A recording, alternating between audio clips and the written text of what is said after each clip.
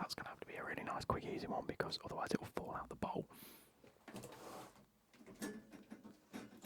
We have a tomato and mozzarella gnocchi with chicken and tomato mozzarella gnocchi. That's what I'm going to call it. I will briefly talk you through how I cooked it because it's part of the ramble, isn't it?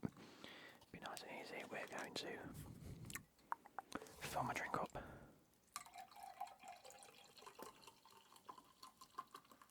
With some nice ice cold Pepsi. Shout out to Jeff Music Man. There we go. Nicely done. How are you guys? How are you guys? I'm also going to record a video just after this, talking to the football results. Well, that'll be out Wednesday because we've got a match tonight, haven't we? Is it Everton tonight? Everton's Sunderland today at 8. We might put that on. I might put them on if I can. So yeah, let's dig into this. I haven't eaten much today at all. In fact, I didn't eat much this weekend anyway, so this is going to be nice. So we have a bit of chicken and a bit of gnocchi on there, if you can see that. There we go. The bowl is extremely hot. Let me do this. Let's go like outrageously close to you. Let's zoom out for now, just so I can have the bowl here. Let's whack the lead over there so it doesn't interfere.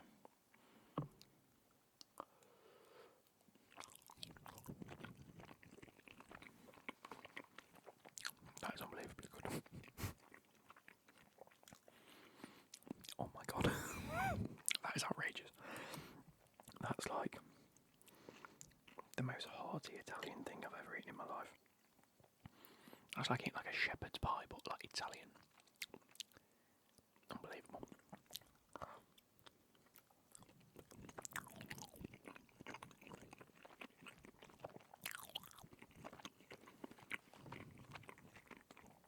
So to make it, what I did is I fried off some onions with dice the onions, fry it up with the chicken to get that nicely, fried off look.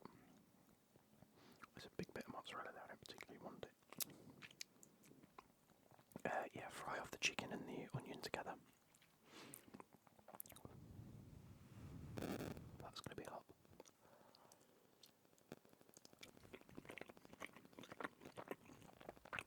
Add in some salt and pepper. A fair bit of salt as well, just because onions like salt. And then add quite a bit of pepper, because then it seasons the actual ingredients, not just the dish. And then, where was I going with that? Yeah, fry them off. Add a bit of lemon juice, and add a bit of, I have rice wine vinegar, but white wine vinegar works just as well. So white wine vinegar or rice wine vinegar, just to give it a bit of acidity into the actual ingredients. I then added the gnocchi and gave that a little bit of a fry off.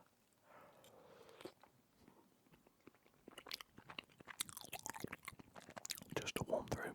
You can try and make it a bit crispy, it's up to you. I've got soft gnocchi here.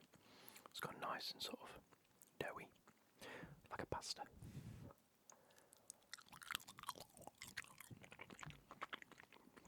But I have had crispy gnocchi in the past.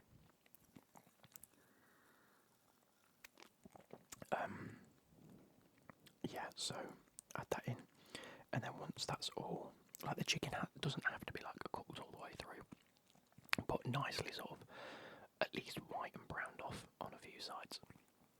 Obviously I dice the chicken just to chunk it up a bit. Then you add in your chopped tomatoes, and then fill that tin up like half of water, and add that on top. Give it a big stir. Make sure it's got around everything. I added some honey, basil and oregano just on top of that, and some Henderson's relish just to give it a bit of a dark like a deeper flavour.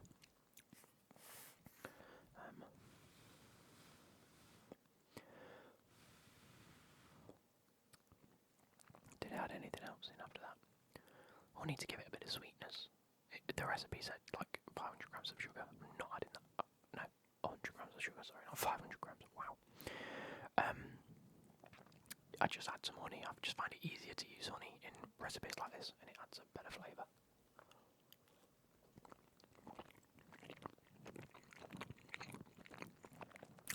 So, yeah.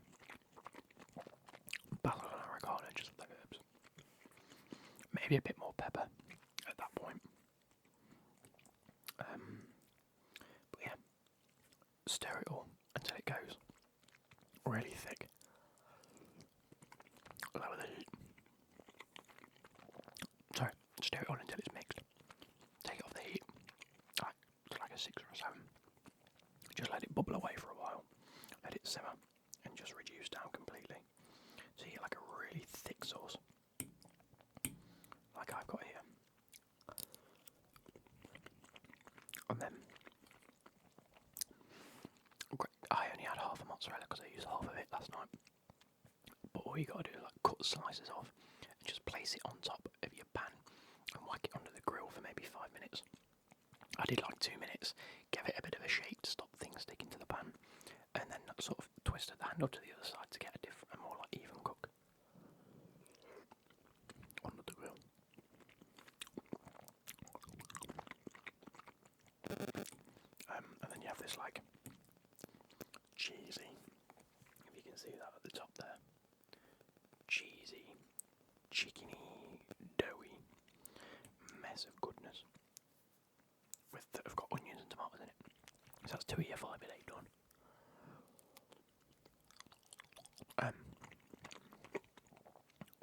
The recipe did call for garlic.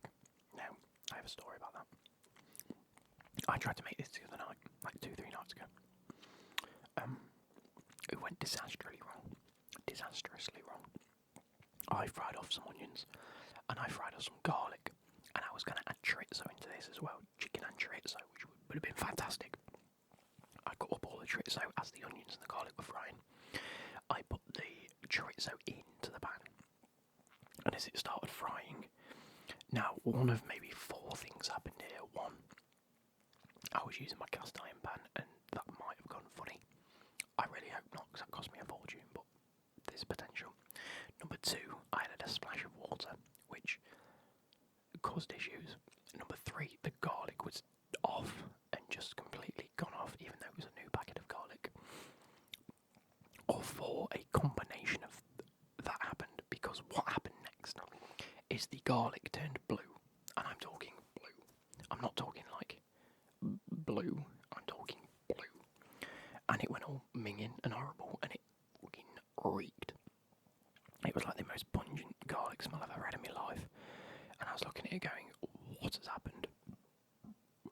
Hence wasting all the chorizo, which is why we can't have it tonight. And then it completely put me off my dinner. The other day. So I have Googled why Everton... I've just looked on Google at the word Everton. My bad. I've Googled why garlic can turn blue.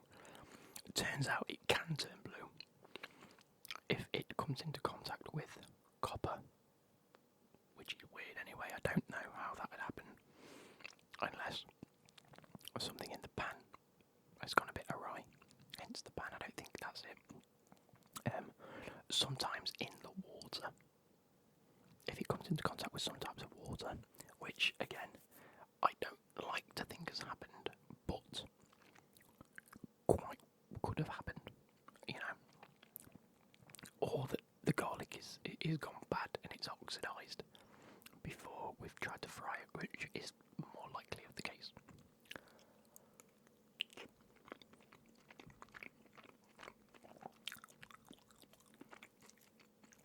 That being said, I've used a different pan.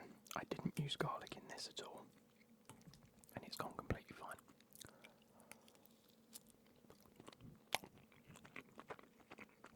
I also use red onion tonight instead of white onion, so brown onion. So it is what it is.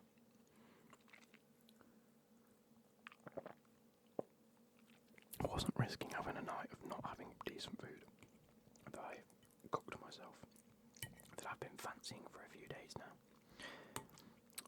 What else can I talk about? So, Harry Potter. We like to talk about Harry Potter on this channel. It is my passion, as you can see behind me with the Lego. The audiobooks come out tomorrow morning, and by that I mean the new audiobooks. I cannot wait. I only finished reading the audiobooks at the end of last year, start of this year. I can't quite remember when I read them. I was at Wymeswold at that point, so it wouldn't have been this year because we were at... Had I had my up? No, it'd have been 2024 I finished reading them. Yeah, because this year was about Foldwing. Okay. So start... Or end of 2024, should I say? No, not end of 2024, it would have been at the start of 24.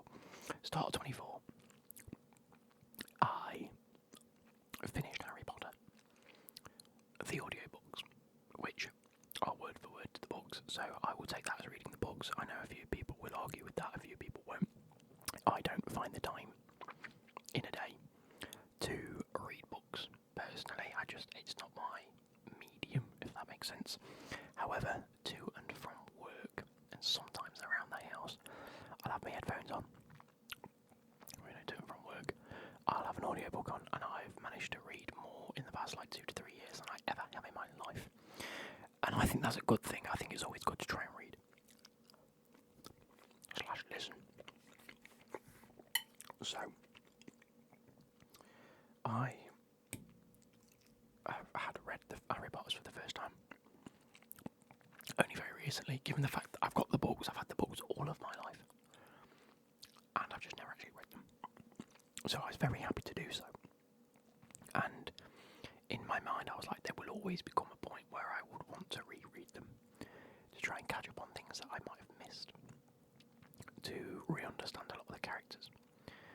And with the series coming out next year, I wanted to make sure that I was up to date on everything that happens, so that, there's a lot of things that I remember reading and being a bit like, I can't quite remember exactly what happens there.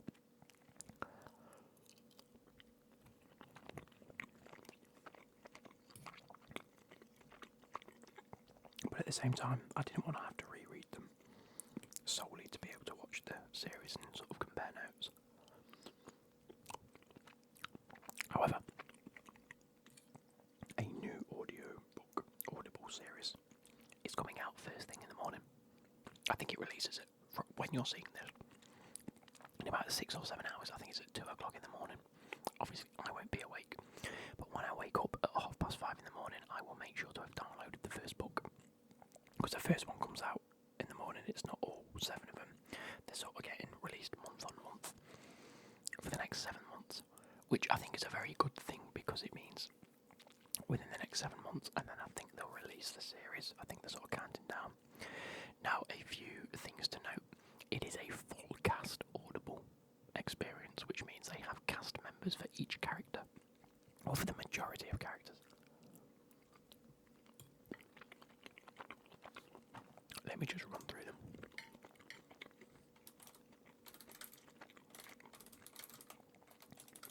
Or at least go through what I like about it. So, it comes out in 8 hours of me recording this. Where's the cast? Oh, they've only got the cast in this weird form. They come out and go onto the Harry Potter website. There we go. So, the golden trio of Harry, Hermione and Ron. In the first 3 books, it is being played by the people and the actual actors that are going to be in the series. I've said this before, I think this was an amazing decision in order to, one, get the actors into character, to make them understand what's to come, really familiarise themselves with the role and their lines, especially for such young actors. And it just helps get them up to speed really, really quickly in them doing audio form. So Frankie Treadaway plays Harry Potter, Max Lester as Ron Weasley, and Arabella Stanton as Hermione Granger. We then go on to Matthew McFadden as Voldemort, huge actor. We have Hugh Laurie, again, one of probably my most favoured actors of all time. He's in House, he's in Blackadder, which I bloody love. If you guys didn't know, I love Blackadder. And I just think, all in all, he's from a very big cast of UK comedians slash just actors in general. You know, him, Stephen Fry, who narrated the originals, which is probably his way in, and a few other things. I think this could be something that's well out of his depth in terms of what we'd expect from him. But I really hope he has done it justice. The Hogwarts teachers, Riz Ahmed from... he was in 4 Lines, wasn't he? It is the same actor I'm thinking of, Riz Ahmed.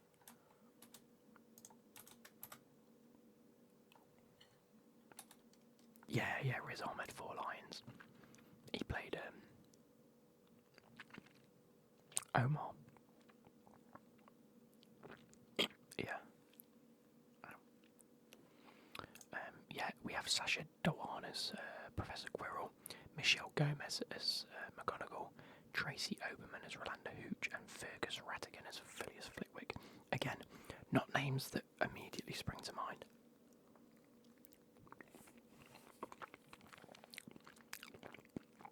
But defo people that I think, if I saw them, I'd probably recognise them, or at least their voices might be recognisable.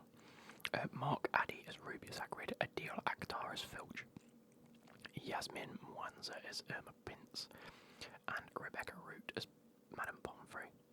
The Weasleys are being played by Bumble Clark, Joel Fry, Hamish Barnes as Fred and George. So one voice actor playing both roles. Tom Royal as Percy Weasley and Nina Wadia as Molly Weasley. The Dursleys are Jaden Dosanjh, Jamie Swift, and Indira Varma as Petunia. I'm trying to see if there's any names specifically that spring out to me, because there are some big players in this cast, but I can't really recognise any at the minute.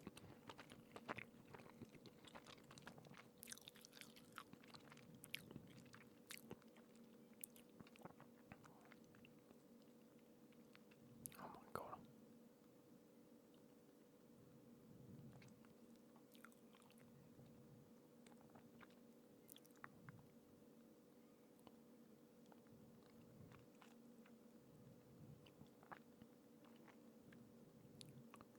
Oh my god, there's loads.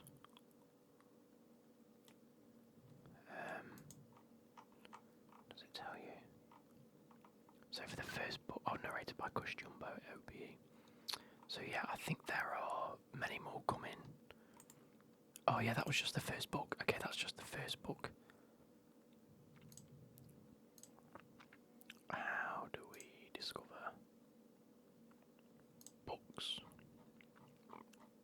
Audio books. I don't know.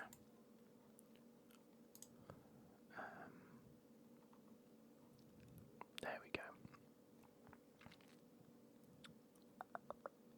Yeah, there we go. So in the second book, obviously we're introduced to Professor Lockhart. You know, the one that lies and tells stories and makes them up. That is being played by Kit Harington, you know, from Game of Thrones, Kit Harington. Professor Umbridge, bitch herself, is being played by Keira Knightley, yours fucking truly, with this haircut. Bellatrix is being played by Ruth Wilson, Arthur Weasley. Why did that not come up in the one that we've just seen? Arthur Weasley. Oh, Arthur isn't listed on under the Weasleys for the first book. That's really annoying. Arthur Weasley. Oh, fuck off. Is being played by Simon Pegg, who also voiced the head teacher in Hogwarts Legacy, the game. Quite a big cast. Who's Matthew McFadden? Like the name is a not like is in Succession. He was in Pride and Prejudice, of course. Again, another massive Deadpool and Wolverine.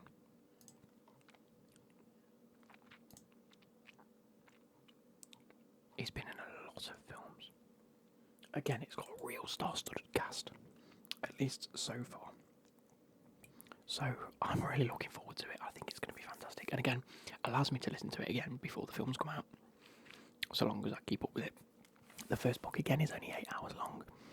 That, in theory, half an hour to work, half an hour back, an hour a day. So it should take me about 8 working days, so a week and a half. They then get longer and longer from there. So I'm hoping I can keep up.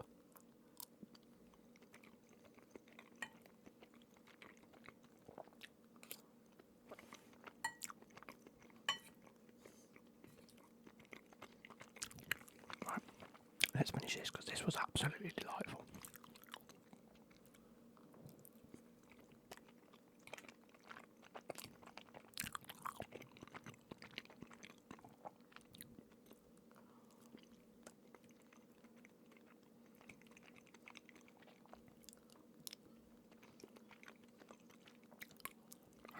There we go. That's it all gone. It's like I'm telling the dogs they can't eat it. It's all gone. I hope you guys have enjoyed this.